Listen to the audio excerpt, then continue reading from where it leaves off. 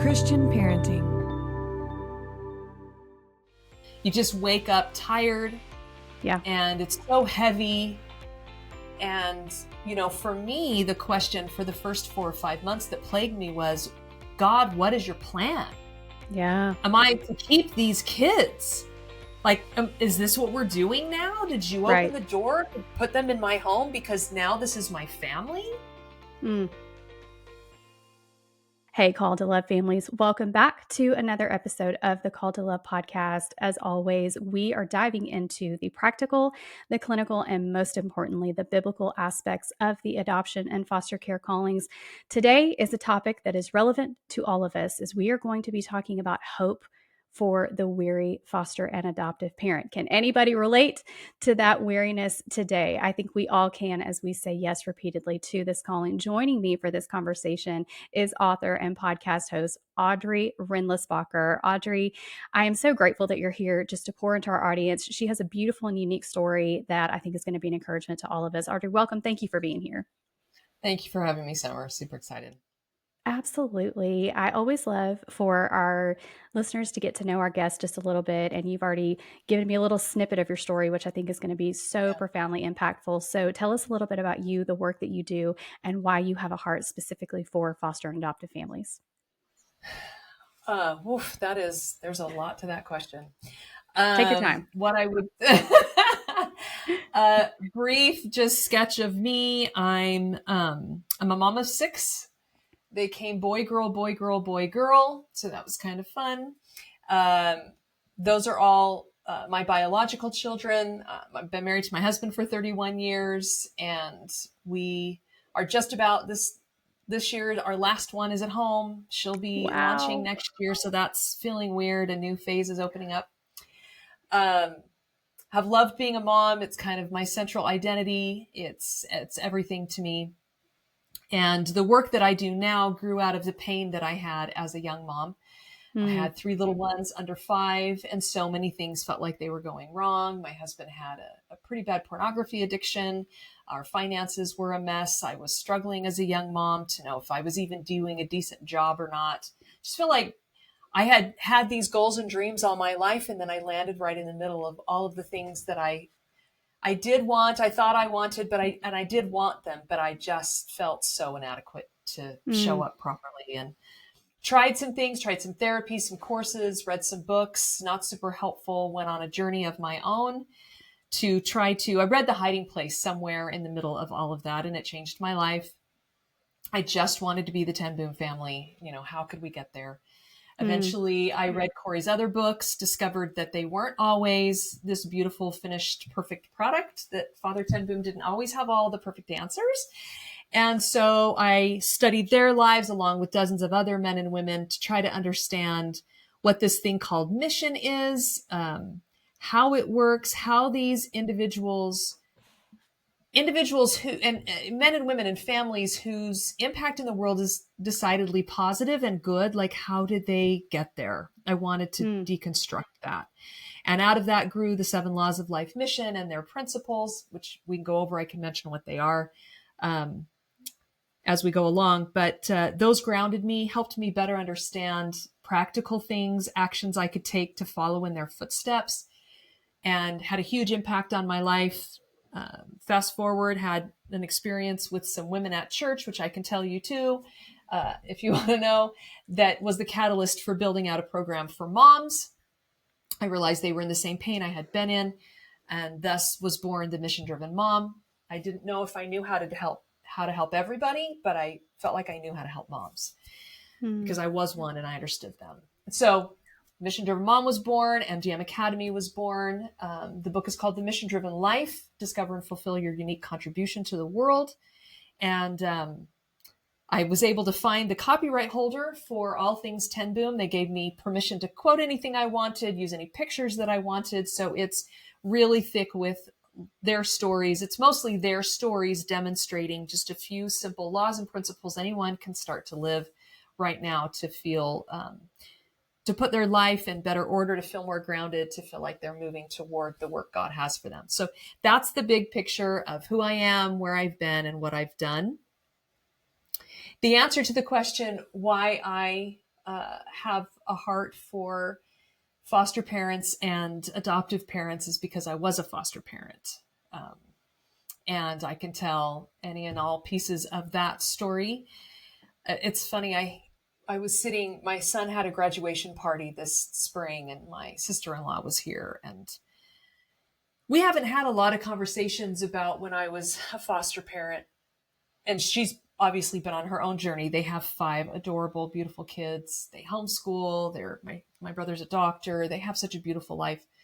And out of nowhere, we were sitting on the couch and she said, Audrey, what do you do if God's calling you to something and you just don't want to do it? Mm. And I said, well, do you know for sure that God's calling you? She said, oh yeah, no question. It's come to my mind repeatedly over the last several years. And this spring, he made it very clear that I am not to put it off any longer. And their youngest is like 3 or 4. Okay. And so we had a long conversation. I gave her some of my thoughts about, the first thing I would do if I knew I had a call and I was scared and worried is I would ask myself why I'm resisting that call and try to get really honest, spiritually honest about what's in my way and evaluate that for whether or not it was Christ-like, really. Like, Right. are the reasons I'm resisting not Christ-like? And she was like, oh, 100%. It's I love that. selfishness and all of these other things. And I was like, well, then I would start praying really hard for your heart to be changed and for your willingness to increase. And anyway, so we had a long conversation, but what was so fascinating is by the time we came to the end of the conversation, my brother finally said, well, it's foster parenting. That's what it is that she knows she's to do. Yeah. And that she's so petrified to do because our life is so beautiful and she doesn't want to interrupt that. And she doesn't understand why God is calling her. And for her, looking at it, it feels like nothing but hard things. Yeah. Nothing. She can't see any good to come of it. She feels so inadequate to do it in every way possible anyway, so that's a conversation we had recently that was very insightful about when you feel called and things that get in your way. And so my foster care experience has been on my mind more now since I've been talking with her about she's going through bless her, she's acting in faith. She's going through the classes. She's taking the steps, just trusting. That's fantastic. She's an amazing woman. Yeah, I love that. And I love that practical example of those questions that you put to her and how helpful that is to all of us, regardless of whatever it is that the Lord is speaking to us or calling us to. Asking those questions and being willing to be vulnerable enough and saying, Lord, search my heart. Yeah. And even if this means I have to hear something that I really don't want to hear, and being brave enough to say out loud, I know God's saying to do this, but I don't want to because life is comfortable. Yeah. Life is sweet. Yes. This is hard. There's no, this stuff is going to wear me out. It's going to make me uncomfortable and it's going to wear me out and leave me at times in desolate places. And so you yourself found that to be true in your own experience. Dive into that a little bit for us. Yeah. Yeah. Well, the experience for me was I had never thought about being a foster parent, never crossed my mind, never thought I would do anything like that. So I was telling you, Summer, just before we got on. So my mom has one sibling, and that sibling is schizophrenic. She passed away, but she's schizophrenic. And she married and had one child and couldn't raise him. And so he was put in foster care. And actually, at one point, he was having a terrible experience. He was abused in foster care. It was awful. Mm. And it exacerbated his already, tendency towards mental illness. And so it just became full blown, and he was schizophrenic and had all his own mental health issues. And in fact, he just barely passed away. And at one point, my mom felt like she should get him out of foster care and raise him with her own children. And she prayed like she'd never prayed before. So fascinating. I prayed like I never had prayed before when I had foster kids. There's something about like, I don't know if other parents experience this, but for me, it was kind of like when you have your own biological children, it's like, well, they're mine. They're always going to be mine. We're doing this together. It's going to, but with the foster kids, it was like, their lives are in my hands in a different way than my own children.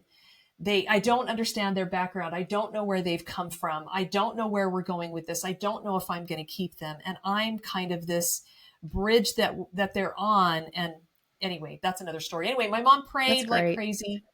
And she, maybe one of the only times in her life, she heard an audible voice tell her no. Okay. She was not to take him. And I do think it was probably to save me and my younger sisters from the abuse he probably would have most likely brought into our home. I don't know. Right. I don't know that. That's just a guess. I don't know the reasons for that, but she knew. Anyway, so fast forward, I have 4 little kids. I think my youngest was 2. My oldest was 8 or 10. And I got a call from my mom that, so this cousin was raised in the foster care system, abused, really had a super hard life. And then he married a girl who was also abused, and they lived together. They had 1 daughter together and married, but then they proceeded to live together for government benefits while she had affairs and had children with other men. Okay. So this is the situation that he's in. She's pregnant with number 4, and he can't take it anymore. So he leaves, and she can't manage. And finally she gives up. Her neighbors are turning her into the state. All these things are happening. So she gives up. She calls the state. They come get the kids. And I get a call from my mom that my cousin's children have been placed in a foster home. And she's just panicking. She's just frantic. And, that call was so like, I perused my mind for a minute about, well, who else is there? And I knew there was no one else. I knew I was the only one in a position to do anything about this. Yeah. And I didn't know what it would take. I was going completely blind. I didn't know what it might cost me or my family, in all the ways. But I just knew that this is what family does for family. This is just like, it wasn't a question about whether or not I was going to do it. It was just like, this is what you do. This is the right thing to do, obviously. Right. That doesn't mean that everybody that has this opportunity or is presented with this should do it. Like my mom got a different answer, but for me, it was very clear. This is the way forward. And so a myriad of miracles, as soon as my mom reached out to the foster system and said, family wants to take them, they bent over backwards to make it possible for me to get those kids. Wow. I mean, they were in my home within 4 or 6 weeks. They didn't even make me get certified yet. I had to go through the certification while I had the kids. Yep. So by New Year's Eve, I went from 4 to 7, and there was a 12-year-old, an 8-year-old, and a 2-year-old. So I had 2 2-year-olds. And then a few weeks later, the baby was born prematurely, and I brought her home from the hospital. Wow. So it's interesting. It was such a dark time, but I knew God was with me. And people would show up and be helpful, but then lots of people weren't that I expected to be. And, here I am dealing with, the girls are hoarders. I'm homeschooling my kids. And so the state says I can homeschool them. And there's just all sorts of things going on that I don't, the 8-year-old is teaching my 8-year-old all about sex, and the girls are hoarding in their room. And the 2-year-old was basically raised in a car seat. And so he has no communication skills. So he's screaming to get what he wants all the time. And then I've got this newborn that, isn't sleeping through the night, and I'm frazzled. And in the midst of all of it, anyone who's done this or knows anything about it, every one of these kids has 3 or more adults attached to them. And there's just a million meetings all the time. Right. With their therapists and their school people and their caseworkers and all the people. And then you have to arrange visits with the mom. And then I'm supposed to be going to these foster care classes on top of it all. And my husband's in construction, and he comes to me midway through to tell me we're losing money on the houses that he's building. Then, of course, all the kids get the chicken pox. right in the middle. Of course. So hard. All the things Yes. so hard. I mean, my heart just, so hard. There's just no way So to even hard. describe it to people of what it, you just wake up tired Yeah. and it's so heavy. And, for me, the question for the first 4 or 5 months that plagued me was, God, what is your plan? Yeah. Am I to keep these kids? Like, is this what we're doing now? Did you open Right. the door to put them in my home because now this is my family? Mm. And it just felt, in my case, because I didn't feel called to foster care, but I felt called to take them. Yeah. That was the battle. And I just envisioned myself at God's feet in my prayers, and I just pled and begged for months and months and months. What is your plan for these children? Because it felt Yeah. like, I'm going to keep them. Okay, that's ridiculously hard. I'm going to give them up. Okay, that feels impossible to do, especially Right. because the foster care workers, all they're telling me is they're going to be split up. No one keeps 4 kids. There's no way they're going to be in a family together. That's never going to happen. And so there's no good answers. There's no good solutions. I feel so burdened and overwhelmed all the time. I'm trying to love them. They're calling me mom. They're expecting me to adopt them. Mm. Yeah. So anyway, eventually I had a very beautiful experience where God made it very, very clear that I was not to keep them, Okay. that I was to be a holding place for them, to take them from the home they'd originally been placed in and help them get to the home he intended for them. Mm.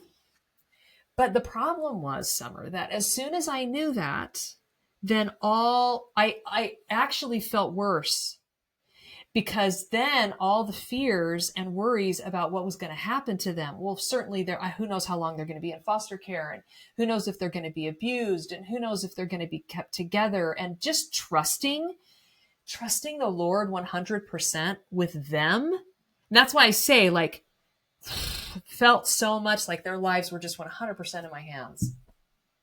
And I felt, and so now I'm in this even more complicated situation where they're expecting me to adopt them, and they're calling me mom, and everybody's wondering what's going to happen next. And I feel so burdened because I know I'm not to keep them, but I don't have the courage to give them up. So now I'm praying again, even more deeply. So I knew I wasn't supposed to keep them, but I didn't know how to let them go, because it just felt like I was setting them up for failure. They were Yeah. certainly going to be split up. And, my cousin was a product of this system. My cousin was, that's why I had them. Like, and so then I fell even maybe into a deeper depression, because now I knew that I wasn't to keep them, but I couldn't find the courage to let them go, Mm. and felt so responsible. Like, how could I live with myself if, like, all these Yes. terrible things happen to them? How can I have the courage to obey what I really felt strongly was a clear answer? So I'm struggling even more, and they're calling me mom, and I don't know how to deal with all of this. And so another couple months goes by. I have to give them back by 6 months if I'm not adopting them. So I have to tell the foster system that I'm going to not keep them. And at some point, I'm going to have a conversation with them, but I don't know how to do this. And so anyway, I won't get into all the details, but one Sunday, the baby was sick, and my husband took the children to church. And I had an encounter with God through prayer and pleading that changed me. Like, I stood up and I was a different person. I didn't understand, I guess, until I was brought to that low of a place and was so desperate.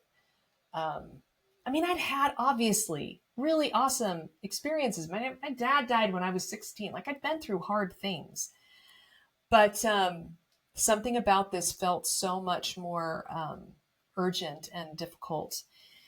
And I was granted perfect faith. That's the only way I know to say it.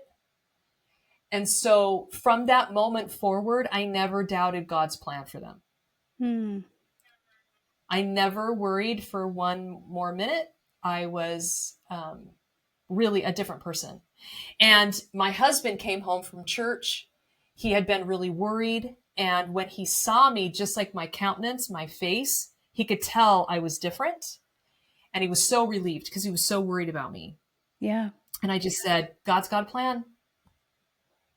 He's promised me he has a plan, and he's changed me, and it's going to be great. It's all going to work out.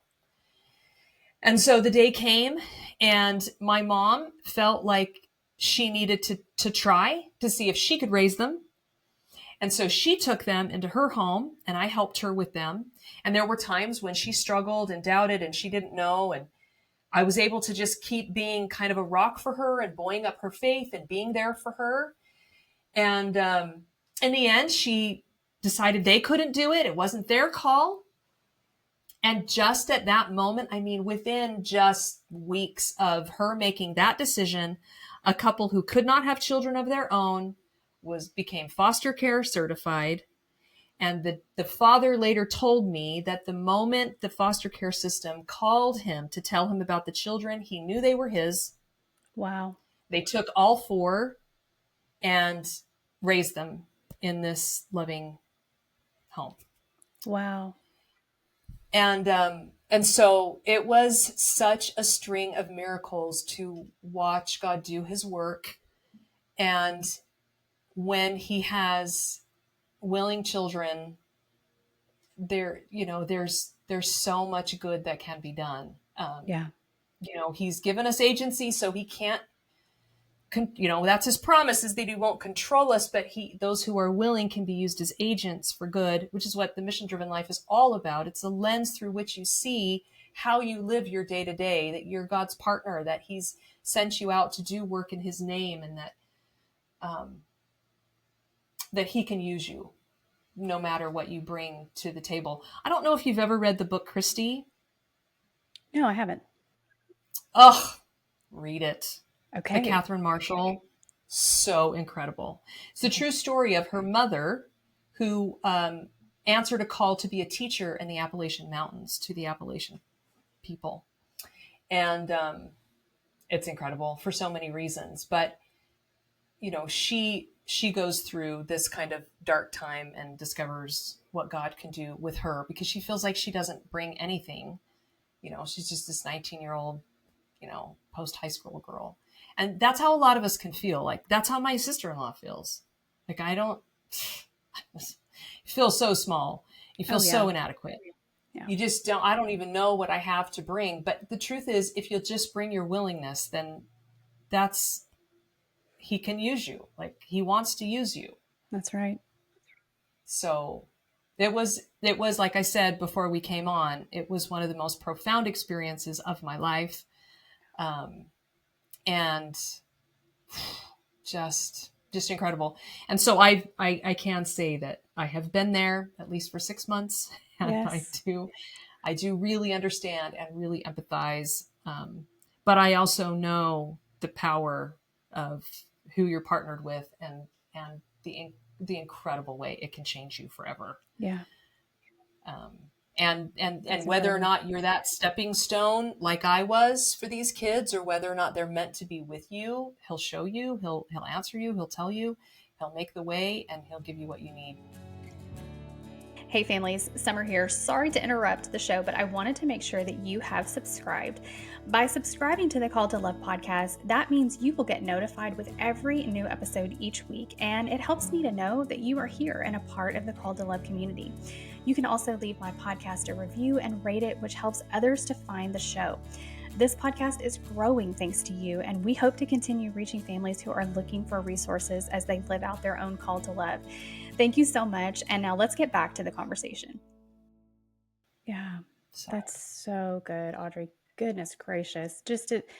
I got to sit with that. Y'all, do you feel that way after listening to her story? I just need to sit with that. And there's so many questions that come to mind as I'm just processing your story. And I think then the first question that begs to be answered is, what does prayer look like when you're weary? Understanding what these moms and these dads and other children in the home are experiencing as a result of saying yes to this calling. What does God honoring prayer look like when you're so weary that you don't feel like you can take another step?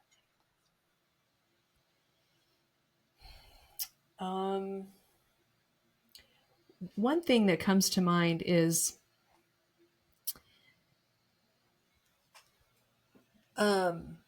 obviously your earnestness, the effectual, fervent prayer of a righteous individual availeth much. This is one of my favorite scriptures. Mm-hmm. So the earnestness with which I went to the Lord, the desperation that I felt, I had to clear my will out. That's the, That's one of good. the biggest challenges was to actually get myself in a place where I could actually hear the real answer, and it wasn't just me trying to get what I wanted, even if Yeah. that was a good thing. And that you can ask for help in doing that. And I think at first I wasn't even sure what I needed to do, that I even needed to do that work. Have you ever seen the movie Shadowlands? No. Oh, okay. Watch the movie. I have It's the to-dos, true guys, story. books and movies. Okay, I like this. So C.S. Lewis, it's the true story of his marriage with his wife, Joy Gresham, Okay. and her getting cancer and her death, and the transformation it was for him. I don't know if you've ever read A Grief Observed. That's his journal after her death. Anyway, there's this beautiful line where he realizes he's in love with her and she's dying of cancer. And he interacts with the fellow professor at the university. And no. It's a priest, I think, that's a friend. And C.S. Lewis says something about, just praying his heart out. And this priest said something like, yes, that will make so much difference. And I can't remember the language, but what C.S. Lewis says is, I pray because the need flows out of me all the time. I don't pray because it changes God. I pray because it changes me. Yeah. Wow. And that's how I felt. And it reminds me a lot of, I had this experience. My husband had a similar experience, and I know a few other people that I've talked with, and I can't say that this is some kind of prayer principle or something, but it's like, maybe it's a pattern. I don't know. So when my husband had this pornography addiction from the time he was like 5 years old. So I don't know what went on at the house. He doesn't remember a time when it wasn't a challenge. And so we knew it was a problem entering our marriage. Things got worse before they got better. We had a lot of years of trudging through that, and there's a lot of stories around that. But finally, at one point, it was milder. It was kind of better. He was wondering what to do. And finally, he was like, okay, I've got it. I'm a grown man. I have children. This is ridiculous. I can't keep doing this. And so we started tracking it, and he realized, oh my goodness, I still act out regularly. I need to stop this. And so he started praying, sometimes up to half an hour a day. And for 3 months, he prayed some of the most earnest prayers he's ever prayed. He said he would quote scripture to God. He would remind him of all the promises. And he would beg and plead and be like, take this, like, show me what to do. Like, give me the path forward. And in my case, it was about 3 months. And in his case, it was about 3 months. And I don't know. And then with other people I know, it's been about 3 months of showing up. It reminds me of the unjust judge, when Jesus tells about the widow with the unjust judge. And even an unjust judge will give you what you want if you just hound him enough. And so there is something, I think, about showing up every day and proving that you mean it, proving that you're in earnest, and that you really, and something about that process gets your heart in a better place, helps you be better able to hear and act. And then the way was made. It was an absolute miracle. I was asked to do I was asked to do a conference in Arizona. They flew me out, and the woman started talking to me about her husband and his pornography addiction and how he'd gotten sober and blah, blah, blah. And I'd never told a soul. And I felt like I called like I needed to tell her. Anyway, she handed me the AA book. I brought it home, and there we were. And he knew how to move forward in the steps. God was already leading him through those steps. He'd already started making an inventory of his life. That's a whole other story. But there are just these times we go along in our lives and we receive little answers, we receive little miracles. Like, obviously we want to use the gift of prayer daily, but then there are these times of crisis. And like you said, it is I don't know how to be that earnest every day. I wish I did. Maybe some of these great men and women I study are. I have, good intentions and I try hard, but moments of crisis bring out something different, I think. Anyway, that was a long answer, but those are my thoughts about that. I love it. Thank you for sharing that. I think that's so important. It's so real, and we need that, because I think we can easily get trapped in this idea, well, I obeyed God. This should be rosy from here on out. And oftentimes what we find is when we walk in obedience to the Lord, there are things that refine us to our knees and beyond. But that's what John 15 is about. Yes. Right there. Exactly. That pruning process to grow more fruit, and Yes. it's uncomfortable and we don't like it. So we shy away from it and we Yes. question when we're clearly hearing God. And we walk through these moments where our bodies and our minds and our hearts and our spirits are so weary and they're so exhausted, and we're grasping onto, we know in our minds, cling to scripture. We cling to God's truth, cling to his promises and all these different things. But those can feel really shallow when we are in the depths of that weariness as a result of our obedience. And so that's why I'm like, we've got to have these real conversations so that people feel seen. And listeners, I hope you feel seen today, just through what Audrey has shared, through the way that we're just kind of discussing this and framing this. But on the other side of it, there is relationship, the value of relationship with God, that there's no words to truly give voice to that, except to say, I understand, I get it, I've been there. That shared experience where when we know we've walked through this calling together, we can just look at one another and go, I see you, I know what you've been through. And I see how this has drawn you closer to the Lord. And the testimony that is being built out of that is of greater value than anything that we can possibly imagine for our lives. I think that's so impactful. And Audrey, I'm so grateful just for your vulnerability and willingness to share all of this. And listeners, please hear me today. There is hope.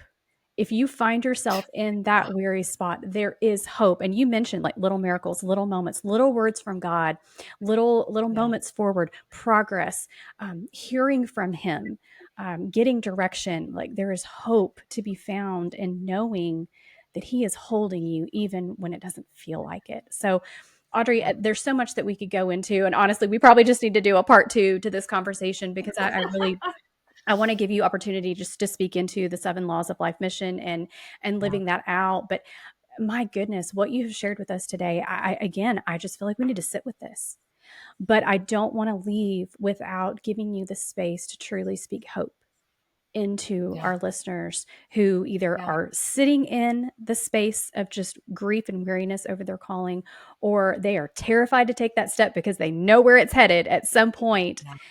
Speak to your experience of the true hope that is found only in Christ. What keeps coming back to my mind is there's this, one of the things I really believe is a true principle is that the feelings of love are produced by the actions of love. And there are many great men and women that talk about this. Scripture talks about this. And even when we don't feel love, we can act in love. We can take actions of love. And what's really important, and this is what my academy really focuses on, is the mom and her experience as a person.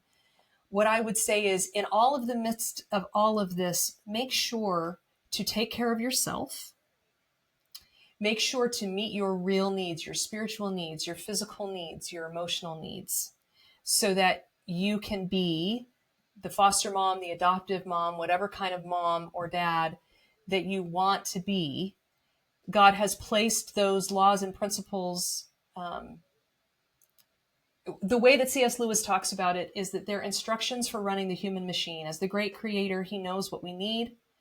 And it's tempting in these critical moments to put yourself last. And that doesn't mean that there aren't days when that might need to happen. But even in the midst of the crisis, take the time for the prayers that you need. Take the time for a little bit of exercise, at least a walk around the block. Take the time to get enough sleep.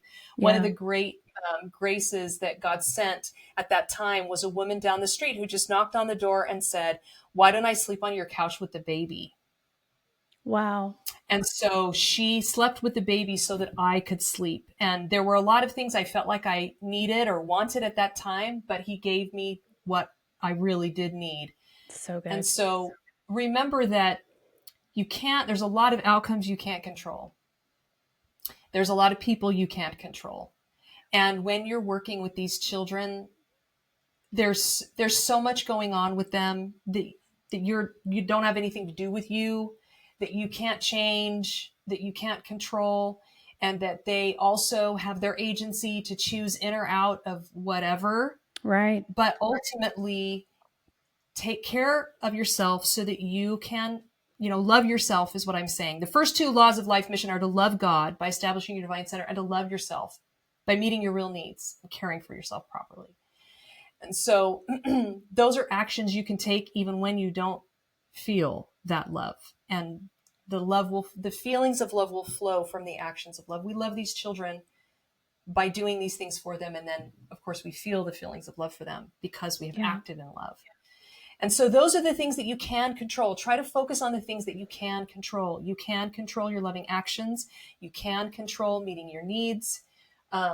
You can control really trying to focus on what is working and what is good and true and beautiful, what is right, how God is showing up. Write down 3 miracles that happened that day at the end of every day before you fall asleep, how you saw God today. So you can remember that he's walking with you, and really try to, because you're everything to these little ones. They desperately need you. So make sure that you are connecting with the Lord who can help you, and you are taking care of yourself is what I would say. And that they will feel that love from you through those actions of love, and they will always be grateful no matter how things turn out. Yes. That's fantastic, Audrey. Goodness, what practical advice, but deeply profound in the midst of it all. That's so, so helpful. I want to make sure that our listeners know more about your ministry. You had mentioned it kind of throughout our conversation, but bring us back to the book, Moms on Mission, anything that they can do to connect with you, learn more about your work, and how they can further be supported by the work that the Lord has you doing.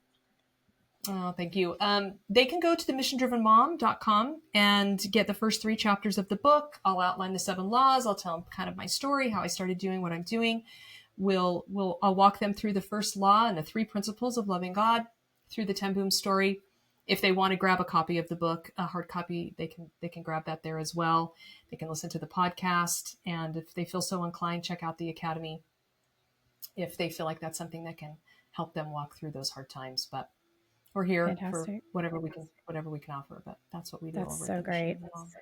Thank you so much. Listeners, I'll have those links in today's show notes, so those will be easy to access when you are done listening to today's episode. Also, remember that there is an email address that goes direct to me for our podcast listeners. If you have any follow-up questions or comments that you would like to share after listening to today's episode, I'm always so grateful to hear from you and so blessed to hear from a lot of you on a week-to-week basis. So please don't hesitate to use that as we continue to learn together and grow as a Call to Love family. I am so grateful. Audrey, you are just a treasure, and the wisdom that you have shared with us today is such a gift. And thank you so much for being my guest. Thanks for having me, Summer. It was a joy. Thank you so much for listening to Called to Love today. I love to hear from listeners, and so I would love to connect with you to hear your stories and answer your questions right here on the show. You can find me on Facebook and Instagram, send me a direct message, or send me an email at the link in today's show notes. I pray you have been encouraged by today's episode to walk in faith and continue to embrace your own call to love. Until next time, blessings, sweet friends.